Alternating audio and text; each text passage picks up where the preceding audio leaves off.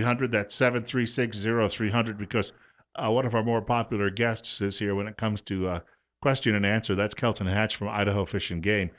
First of all, welcome back. Hey, thanks for having me. Actually, we had kind of an intermediate visit a couple of weeks ago, so just in the Yeah, and it was really sad the turnout we ended up having. It was actually the shortest commission meeting well, it tied with one in Riggins.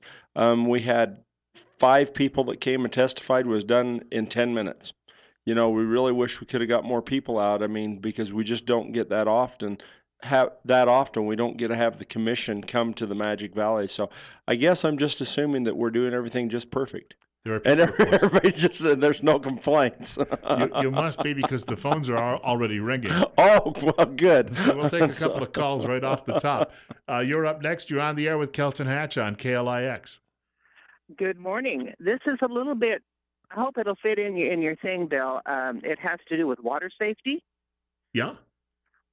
Last night, I saw some people pulling kids on a wakeboard down the canals with a four-wheeler Oh, gee. on the side. Wow.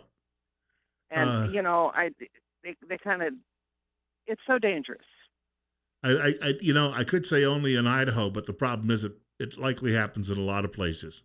Yeah, but I mean, pulling a kid on a wakeboard and they were around one of the bridges. Yeah. And they Yeah. did. It was a wreck looking for a place to happen. And if we could just remind people, canals are dangerous. Oh, yeah. No place for recreation. I thank you very much for the telephone call, and a lot of people end up losing their lives in them too, as well. It's a shame that somebody probably it's equivalent to the kids that used to grab on the back of the bumpers of cars to think they could get a free ride in the snow, and then they end up getting flattened. It's a sad thing. Well, Kelton, first of all, welcome back. well, thanks. We've got a lot to talk about today. I mean, you have a long, long list.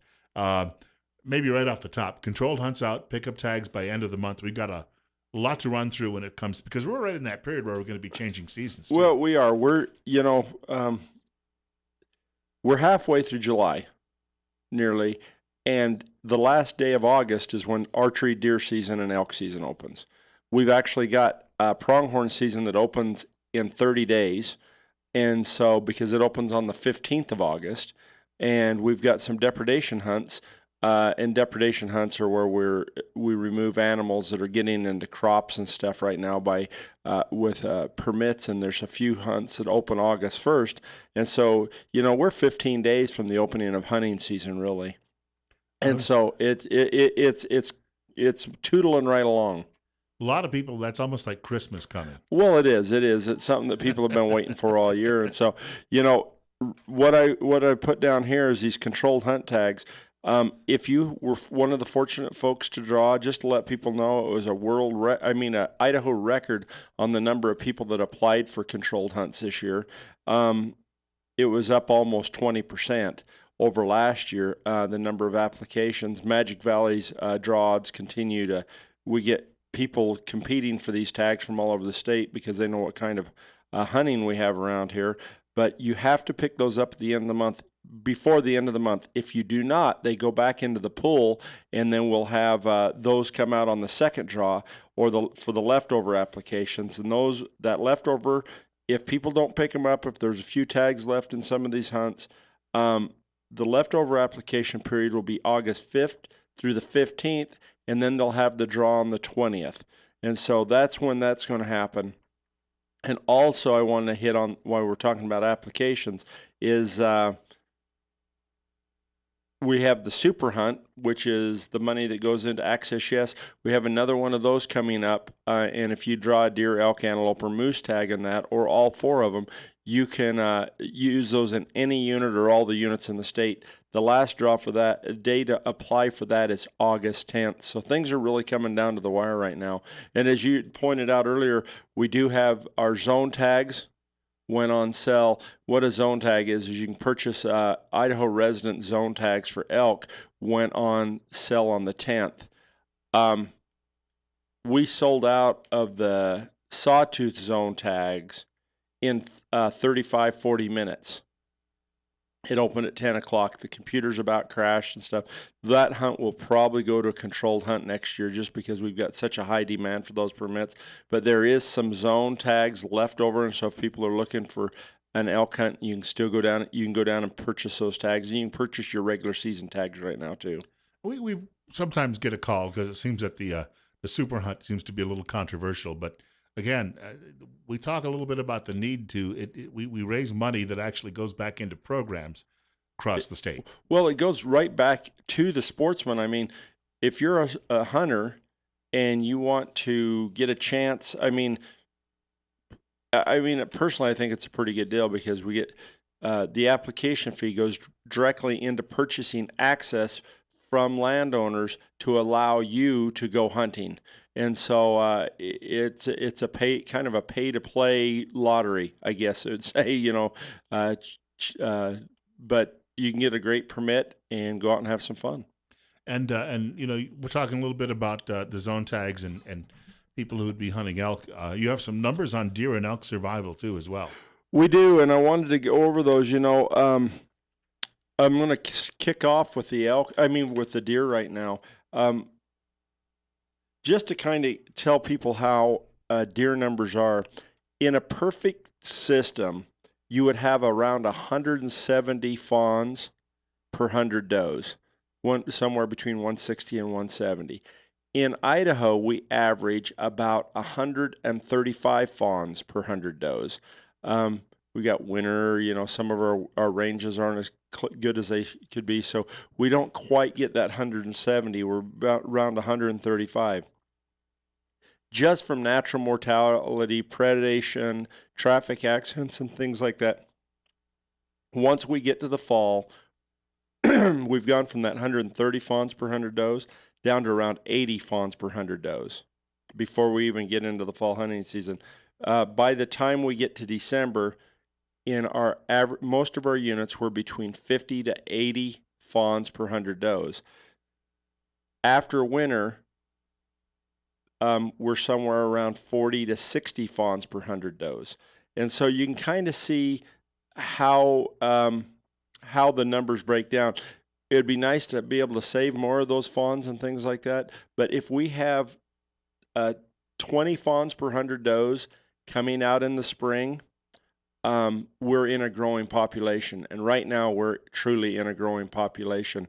Out of the fawns that we trapped and put radio collars on, we're at over. We only had. Let me see. I got to find that number. I was going to try to guess, but I'm sitting here going, "Why guess?" When I've got the number right there in front of me. So, where is it? Unit 54.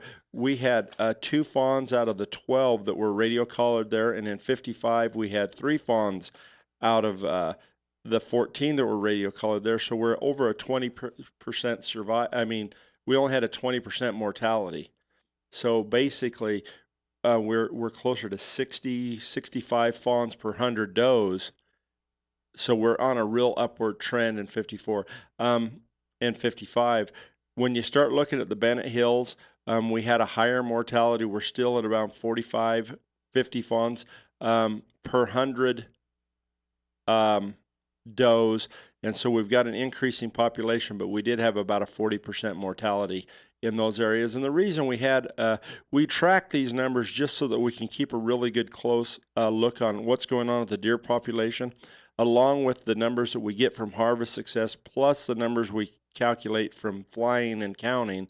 And so all these numbers help us kind of understand what's really going on and how to set our permits. And we start looking at these numbers right now, even for next year, so that we know what we're going into before fall, even though harvest has been set. We've also got on our elk mortality was really, really low. And we've just got blossoming herds almost across the state.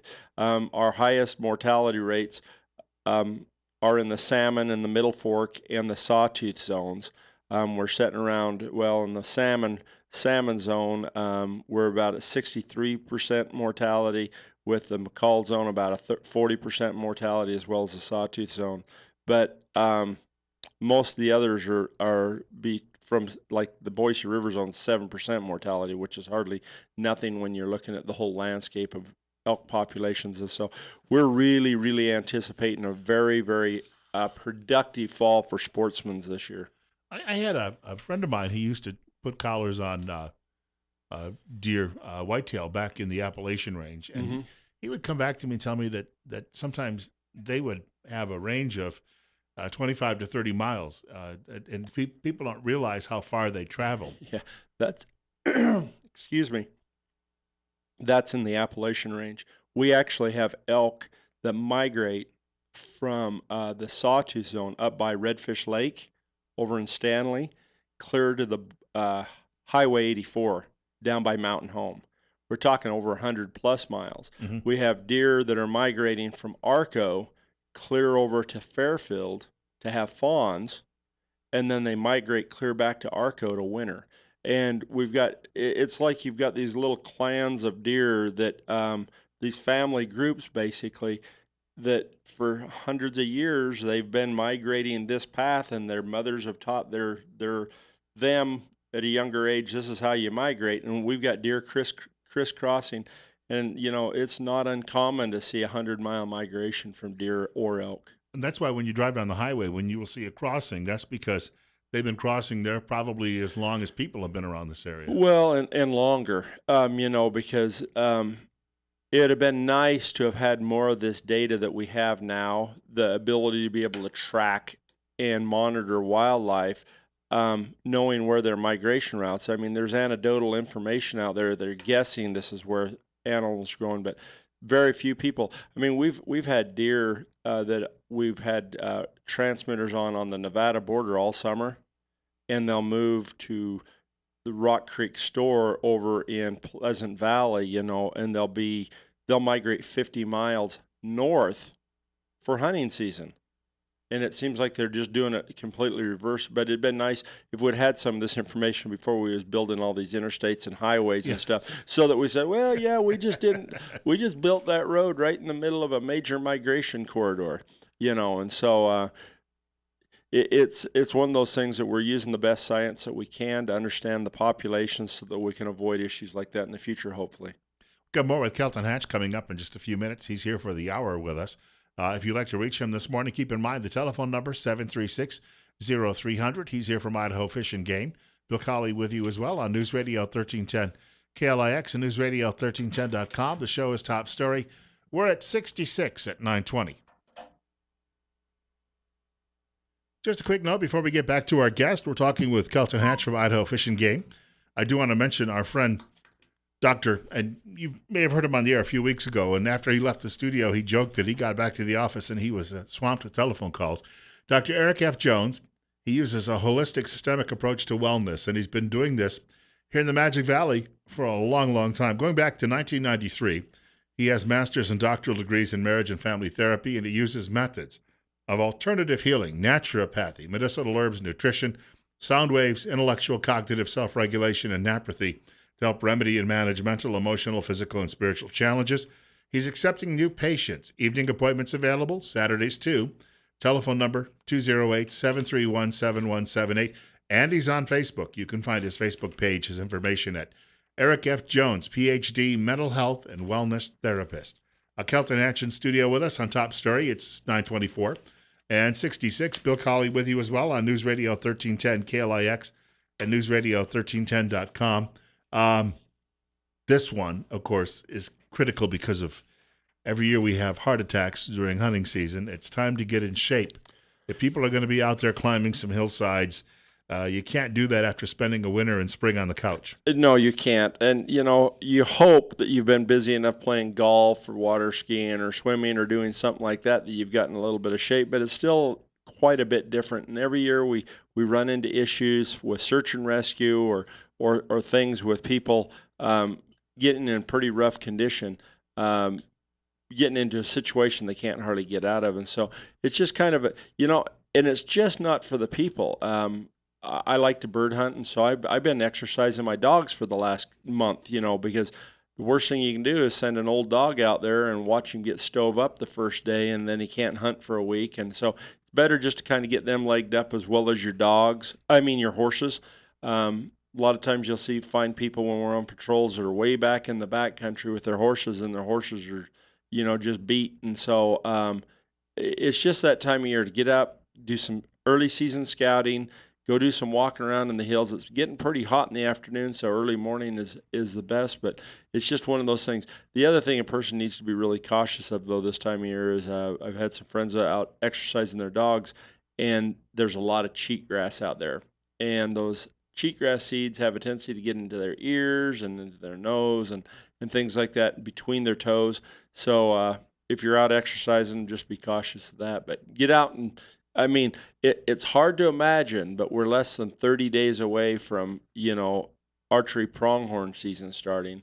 And then you'll have rifle seasons that are actually opening on the 1st of August. And so we're right there at the cusp of season starting. So it's time to really start thinking about it. Get your gun sighted in, just all those little things you need to do. I mean, it's kind of interesting in our office. It's getting pretty fired up. You're starting to see the bartering of gear that one person wants to get rid of because they're wanting to update some other stuff, and people that don't have that gear that are trying to acquire it. So, it's a pretty good little system that you get in places where you got a lot of hunters or stuff like that.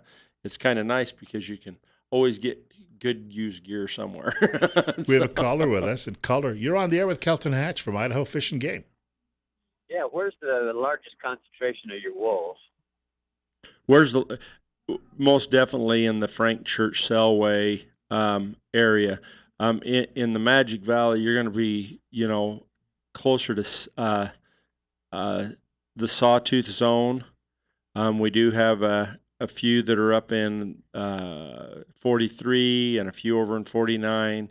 But the largest concentration are going to be in those zones that I mentioned earlier that we have the higher elk mortality on, and that was Yeah, this because you the just mentioned that in the salmon zone they had a 63% yeah. mortality on elk, and Hmm. that's one of the areas that they first initiated the wolf population. Yeah, and that salmon zone, I mean, that includes a lot of that that bordering fringe. I guess I classified the salmon zone as part of the Middle Fork and Frank Church Wilderness area up there too. And so, yeah, we just, these other zones that people can get into and things like that, we're managing wolves pretty well with hunters, and that's one of those things that we're still working on, is trying to increase or elk populations in those areas.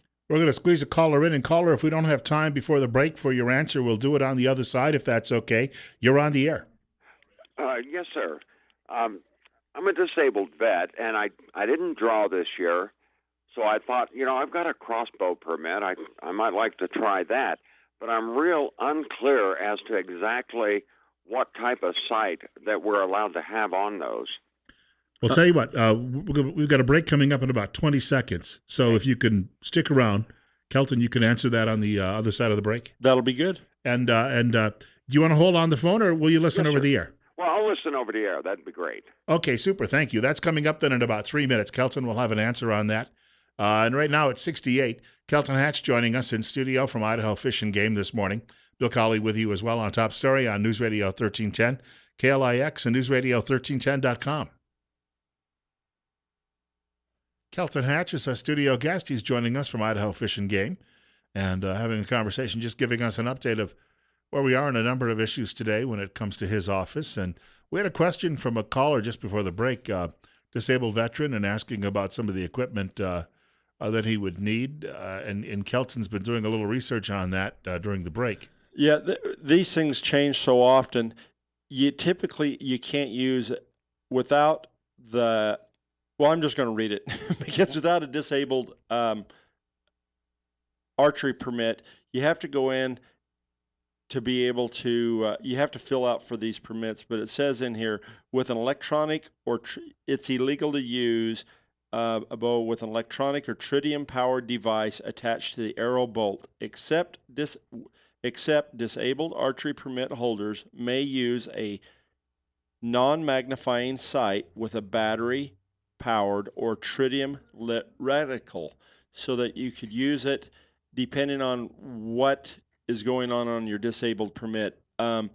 You actually have to go in and fill out another application even though you're shooting a crossbow if you have problems with your eyesight to be able to do that. And then it comes down here and it's got another one on archery only seasons. Any crossbow except disabled hunters possessing a permit may use a crossbow. Um, where was it? Oh, I looked at the wrong one here. Can't have fire. Okay, it's illegal to use any bow equipped with a magnifying sight, and so you can't use it. From what I'm reading right there, what I would do is go in, get the application if I wanted to use a magnifying sight, and or a site like that on your crossbow, as long as you have the disabled permit and it's a non-magnifying scope, you could use it. I Is think the way that I'm seeing it. okay. That should answer his question. We've got about 25 minutes before we wrap up the program today. Kelton Hatch from Idaho Fish and Game in studio with me, Bill Colley, on Top Story on News Radio 1310 KLIX and News Radio 1310.com. We're at 70. Caller earlier referenced wolves. You have a note here on the agenda today that says wolf cameras. Well, it is, and I wanted to get that out there. We are still actively managing wolves. They we thought that the delisting paperwork would have come out by now. It should have been out a couple months ago, but we haven't had the letters come down the pipe yet. Um, but we've gone through the years that we were recommended to manage wildlife.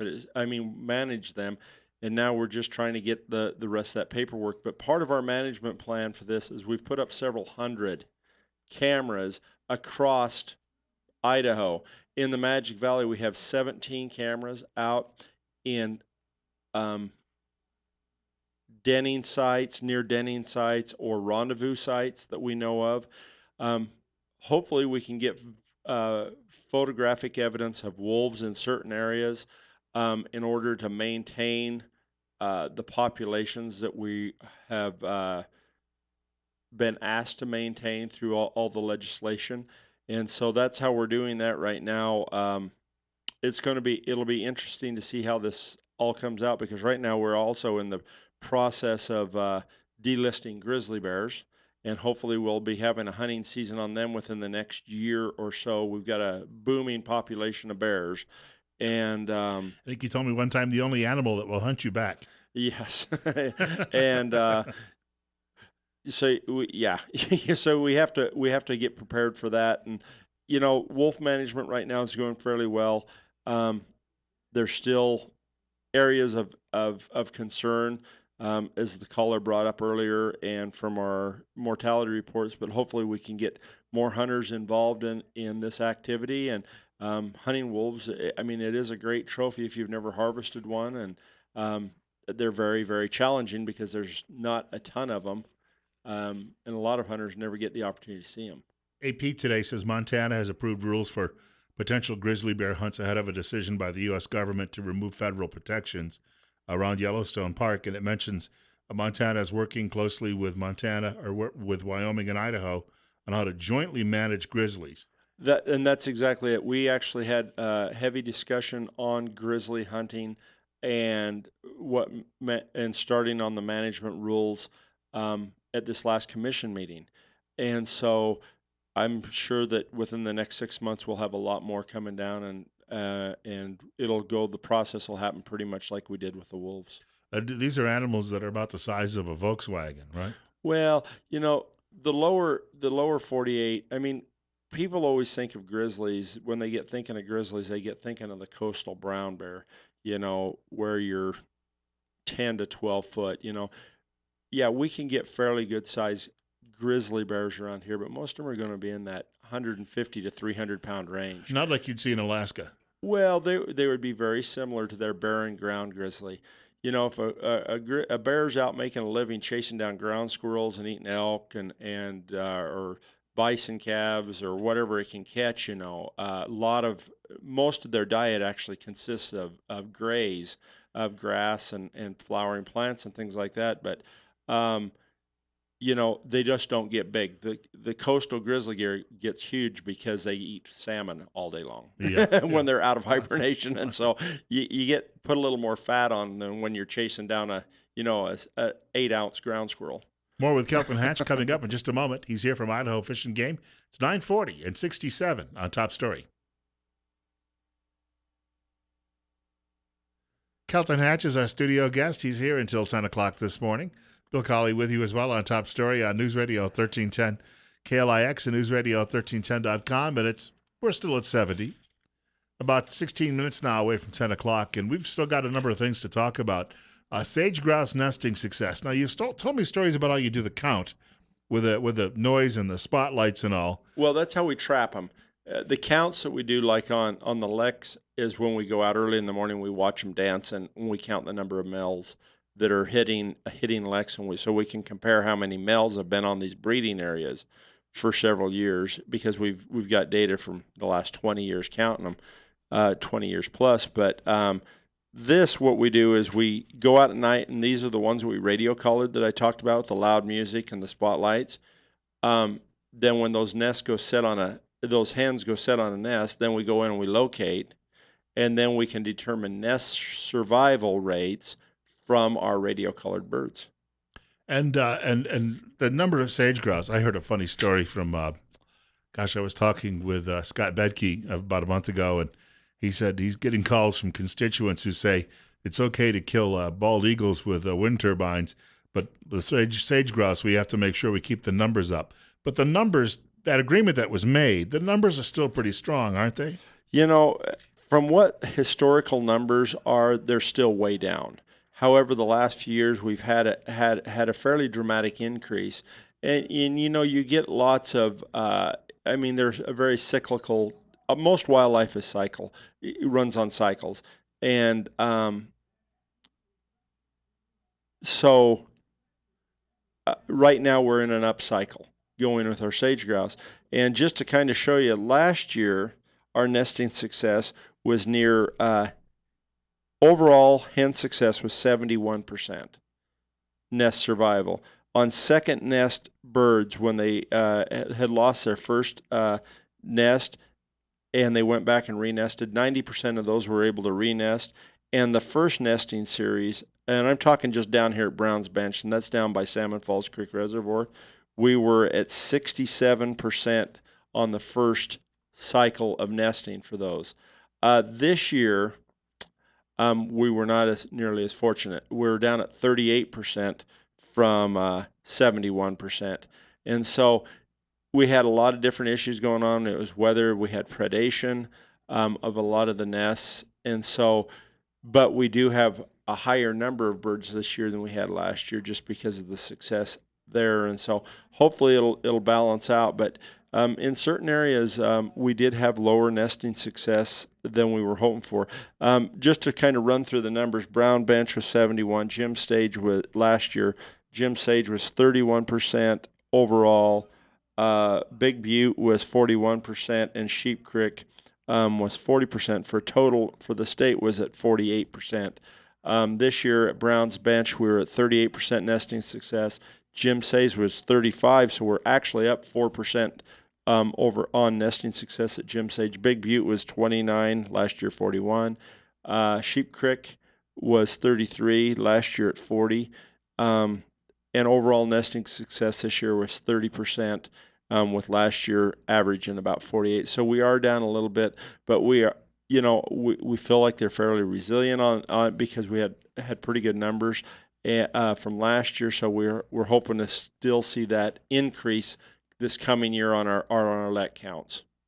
And then you've got a fishing roundup today too, as well. Of course, we're in the middle of those free fishing days too, as well, that the department is sponsoring. We are, and I was going to hit those. You have that list on these, I think, too. And so, but we had our Gavers Lagoon fishing event yesterday. And we had about 40 some odd people. 40, I think it's 48 people showed up there at Hayspur Hatchery. So we had a fairly good turnout. The other day down at Rock Creek, at last weekend down at, or Wednesday at Durkee's, we had over 120 people. Had just a great turnout. Um, the remaining events are going to be July 20th. We're going to be at Oster 1. July 23rd, where if you want to go up to Sun Valley, we'll be at Penny Lake up Warm Springs. And then our last hurrah of the year will be July 30th, and that'll be at Durkee's Lake. So we're really winding down. So if you want to get your kids out fishing or just go fishing yourself, we go from 8 to noon. You can get this list again on our Fishing Game website, or just go to our Facebook page, Magic Valley Fishing Game Facebook, or Idaho Fishing Game Magic Valley. Sorry about that. And you can, and we try to keep that updated on what events are going on. And so get out there. You can fish for free if you don't have a fishing license if you sign up at the trailer. But I did want to do a fishing roundup. Things are just going great guns right now. Have you been out fishing yet? No. No. See, I don't know what we're gonna do with you, Bill. We I have gotta to get show you. up We're gonna have to break down and Show up get at you a Durkee's Lake. fishing license and get you out fishing. That's a Saturday, by the way, at Durkee's Lake, right? It is. Yeah. So it'll be a good day. But yeah, come down and go. One thing I wanted to hit on: we have no blue-green algae reports. Mhm. Blue-green algae is what kills your dog. If they get into that stagnant water, really kind of a dangerous time of year to be taking your dog swimming in lakes, especially in real stagnant water. Streams and things like that are okay, but keep your eye open for that. It's been good fishing. Right now, we're starting to see copepods showing up. That's that little red sore you see on rainbow trout in Salmon Falls Creek and at Oakley Reservoir. What happens is these copepods attach themselves to these fish. They get a blood meal. The copepod falls off. It leaves a sore. The water's warm. The fish is stressed because of the low oxygen. The warmer the water, the less oxygen the water can hold. These fish start getting these sores on them. They're not dangerous for you to eat. They won't hurt you. They're just kind of ugly. And so Doesn't affect the taste then. well, what affects the taste is the warm water. Yeah. Rainbow trout, because they're a cold water species. However, I just wanted to get that out there that what was going on with some of our rainbow. However, all our warm water fisheries right now are just going gangbusters. Salmon Falls Creek is fishing really well. Oakley's been fishing really well. Magic's been fishing very well, and you're starting to see some of the best stream fishing of the year, and all the streams around here, just because the water levels have dropped. The interesting thing to me, the very best fishing in the Magic Valley is right in the middle of hunting season. So you have to kind of pick. If for a true angler, that's when you want to be fishing, and if you're a true hunter, you let the true anglers go have all the good fishing. But things are really picking up right now. You could take a week's vacation maybe and split it up. 3 days doing one, 3 days doing another. A week is not enough. A week is never enough. This is a nightly occurrence, Bill. Come on. Yes. a lot of people do that. That's true. I used to have friends that they'd come home from school and they'd go out hunting every day. Oh, you bet. And I've got a lot of friends that are just like that. But it's I get in better shape going into winter. Thank goodness during Thanksgiving and Christmas that I'm actually walking a little bit. I used to have a friend who'd go hunting before school, and sometimes he wouldn't make it to school because of that. He got lucky. And then one day he actually came across a small plane had crashed, and so he reported it to the police, and when his name appeared in the newspaper, he got a visit to the principal's office. So they knew he'd been out hunting because he just happened to stumble across the wreckage of a plane. Yeah, but yeah. He was still probably did his due diligence to help those people that was in the plane, right? He did. We have a caller with us, and caller, you're on the air at 9:52 with Kelton Hatch from Idaho Fish and Game. Good morning.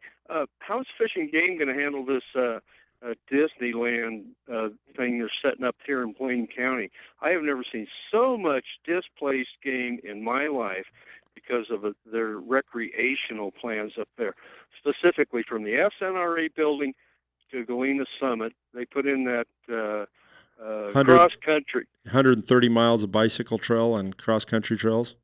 Oh yeah, and you got snowcats all night working, grooming the trail. In the daytime, you got cross country skiers. Every one of them's got one, maybe 5 yapping mutts. Those elk are not coming down to that traditional winter browse. They're over in Warm Springs now. with the problems up there, they're all griping about the dead elk up there last winter. They can't go down into Warm Springs for their winter food, so they're up there. And it's not, there's so many wolves up around Bellevue now that the elk are down in the hay fields down there. And the recreational plans up there, I mean, it's just mountain bikes to every peak and to hell with the game. I mean, I hate to say it, but you guys are going to have to get hard-nosed with Blaine County Recreation, the county commissioners, and say, hey, you know, you guys are making plans that's totally screwing up the game management in this big area in the central part of the state. And now last week, they're claiming they're co-managers with you guys of the wildlife in Blaine County. That's not what Idaho law says. Idaho law says you guys are totally in charge, and Idaho, you know, the Fish and Game is the property of the state of Idaho. So, I mean, you know, I hate to say it, but your jobs might not always be comfortable, and you're going to have to lay the law down up there because the wildlife is really starting to suffer up in that area in the wintertime. Kelton? You know, and a lot of the things that he's saying here are spot on, and it has been a challenge because the Wood River Valley is growing. They're turning it's becoming more and more of a recreation area management goal for the community up there. And what we need is just strong supporters like this gentleman, because a lot of we go in and we comment on all of these things. And we do manage the wildlife in Idaho. However, we do not manage the land that they're on. Then a lot of where these trails are on is on Forest Service and BLM. Most big percentage of it on Forest Service. And when they have their public hearings for these, we cannot in our comments we cannot say it's good or say it's bad. We can just say exactly what's going to happen, and then it's up to the managing agency of that land to determine the best use of that area. And in some of those areas where he was talking about the SNRA up there, they've put in is like 130 miles of bicycle trail up there in some real I mean in a very highly used calving area where we're going to lose any calving opportunity up in there because of the density of bikers, and it's a real concern. We just need to get more public support in order to go to these because to go to these forest and BLM land management meetings, because we can only do so much as an agency, and that's where the sportsmen and women of Idaho have to step in and help us. I want to thank you for the telephone call and talking a little bit about environmental changes. This one from the AP this morning. An environmental group has filed a federal lawsuit contending that 26 dams operating in Idaho, Oregon, Washington, and Montana are harming bull trout. So it never ends. I mean, you know, there's always somebody knocking on the door one place or another. Well, the hardest part about managing wildlife is not managing wildlife. The hardest part is managing people. And the thing is that it sounds funny, but I mean, if there's nobody here, the wildlife would do fine. You know, because there would be no pressure on it. There would be no houses. There's no road. We are hitting a crux in Idaho right now with the amount of people moving into this area that we're going to be seeing some major changes. And people have to determine how important wildlife is to them. What is that importance in your life? And the Fish and Game has jurisdiction to do so much, and it's managing population numbers, but we don't have that ability other than just to write comments that we do not support or deny the actions that are taken on, but this is what's going to happen if this takes place. And that's where we need sportsmen's groups and other organizations that have a desire or a care for wildlife to step in and be proponents of certain or battle against certain changes, or not battle against, but figure out how to be able to how to best serve both sides so that people can do what they need to make a living on their private property, but also to help manage our federal lands and help sustain strong wildlife populations for the future. I love Idaho because I can hunt, I can fish, I can have the outdoors, but you know, we don't want to lose that. Very quickly, for people who are listening today, what's the website address if they'd like to take a look at it? Go to fishandgame.idaho.gov, and then also friend us on Facebook at Idaho Fish and Game Magic Valley. Want to thank Kelton Hatch for coming by. We'll see you sometime in the middle of August. You bet. We'll be if back not with sooner. bells on. Hey, you bet. Hunting season. Got to get talking about hunting. I really thought we'd get more hunting questions, or somebody at least chewing me out about they didn't draw their tag this year. But hey, I'm right there with you guys. We had 12 applications for my kids and my wife. Nobody drew. And then I didn't draw my sheep tag. So, well, my son did. He drew one doe pronghorn. He'll be back. He'll be back next month to talk to you about all that. I do want to say Rush Limbaugh is coming up next, and God willing, if the creek don't rise, I get to do this all over again tomorrow morning, starting at 8 o'clock.